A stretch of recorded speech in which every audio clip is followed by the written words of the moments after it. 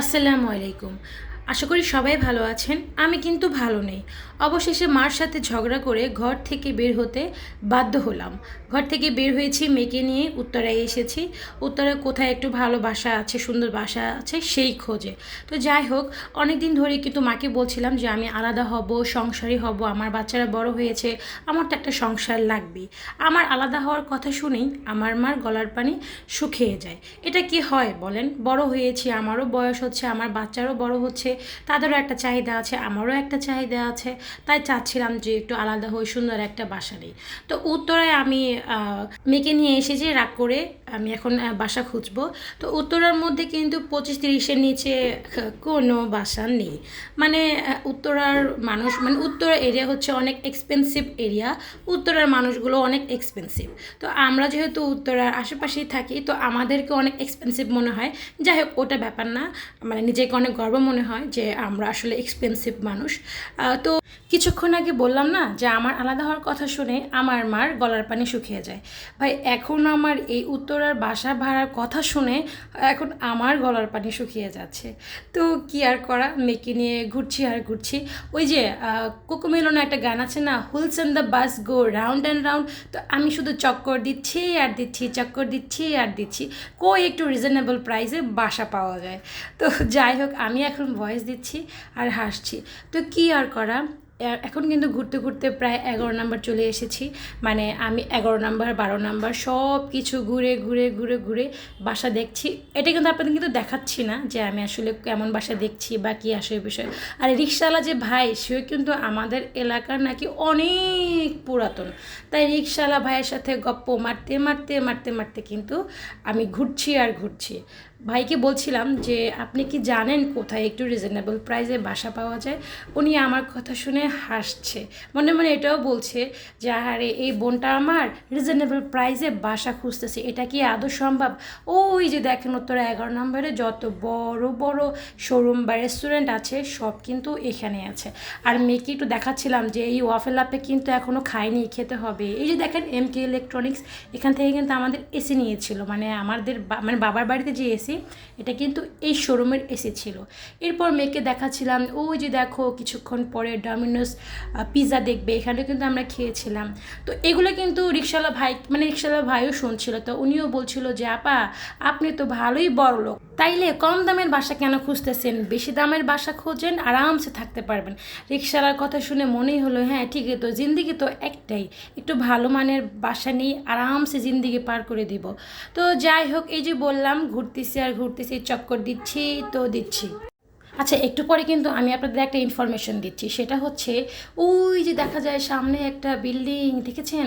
এই বিল্ডিংয়ে কিন্তু ওই যে আমাদের সানভিজ বাই তনি আপু আছে না, ওই তনি আপুর কিন্তু শোরুম উদ্বোধন হতে যাচ্ছে। আমি কিন্তু এটা দেখে ফেললাম, প্লাস আপনাদের কিন্তু অগ্রিম দাওয়াত দিয়ে দিলাম।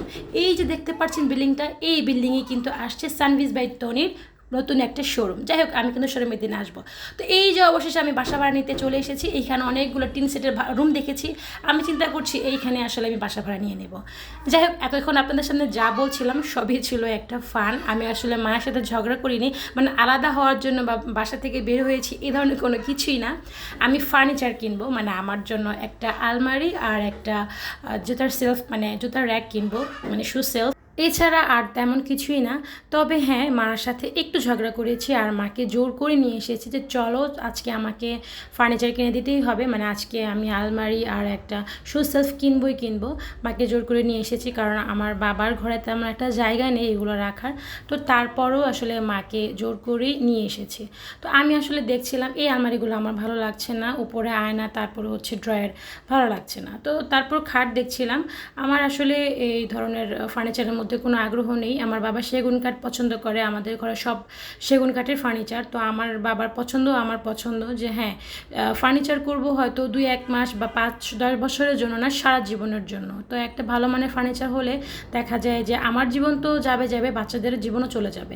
তো এগুলো হচ্ছে কি বল, ওভেন যে র্যাক সেগুলো, আর এখানে অনেক খাট ছিল, খাটের সাথে যে ড্রয়ার থাকে সেই ড্রয়ার ছিল, আর হিউজ পরিমাণ কিন্তু ফার্নিচার এখানে ছিল। মানে উত্তরা যারা আছে তাদের ফার্নিচার কেনার জন্য অন্য কোথাও যেতে হবে হবে না, এখানেই আসলে অনেক সুন্দর সুন্দর ফার্নিচার পাওয়া যায়, অনেক ভ্যারাইটিস ফার্নিচার প্লাস অনেক অপশনও আপনারা পেয়ে যাবেন।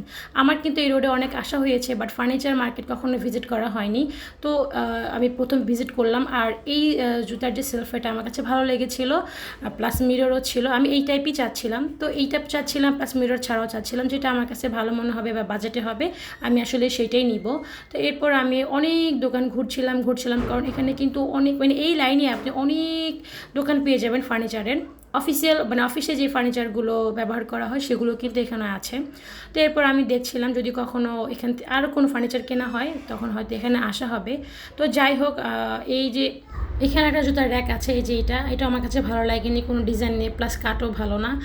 যাই হোক, সামনে এই যে দোকানটা, এই দোকানের আলমারিগুলো কিন্তু আমার কাছে ভালো লেগেছে, মানে ডিজাইনগুলো সুন্দর ছিল। তবে এগুলো না বাহির থেকে একটু চকচক, বাট ভেতরেই জানি আসলে কেমন ফেক ফেক মনে হয়। আর এক একজনের এক এক রকম পছন্দ, আমার কাছে হয়তো পছন্দ হয় না, তবে আপনাদের কাছে হয়তো পছন্দ হতেও পারে। আমি ওই যে বললাম মানে এই বড় আলমারি এখন আমি নিব না, আমি যেটার জন্য এসেছি আমি সেটাই দেখব, যদি কোয়ালিটি ভালো হয় আমার কাছে যদি ভালো মনে হয় তাহলে আমি নিব, এছাড়া আমি নিব না। আমি হয়তো শু সেলফ নিতে পারি। এর এর যে বললাম আলমারি যদি ভালো কোয়ালিটির মধ্যে পড়ে, আমার যদি ভালো লাগে, বাজেটে যদি হয় তাহলে আলমারিও নিব। তো আমি কিন্তু প্রত্যেকটা দোকানেই ঘুরছিলাম, আমি কিন্তু সব আপনাদের সাথে শেয়ার করতে পারিনি, কারণ দেখা যায় সব শেয়ার করলে হয়তো ভিডিও অনেক লং হয়ে যাবে। তো হাঁটতে হাঁটতে আরও সামনে যখন আসলাম তখন মানে এখানে বললাম না দোকানের কিন্তু অভাব নেই, প্রচুর কালেকশন আছে এখানে। আপনারা ঘুরে ঘুরে টাইম নিয়ে ঘুরে ঘুরে আপনাদের হয়তো পছন্দ হবে। তো এই আলমারিটা কিন্তু আমার কাছে ভালো লেগেছে, এটার ডিজাইনটা প্লাস এটার যে স্পেসটা খুবই ভালো লেগেছে। এটার মধ্যে দুইটা ছিল, একটা হচ্ছে মিরর, মানে যে ডোরটা সেটা ছিল একটা মিরর, আর একটা ছিল পুরো মানে মানে পুরোই ডোর আর কি, কাজ করা ডিজাইন করা। যাই হোক, মিররটা ভালো লেগেছে, এটা মিররের কাজও হয়ে যাবে, আবার দেখা যায় আলমারির কাজও হয়ে যাবে। ডিজাইনটাও হালকা পাতলার মধ্যে ছিল।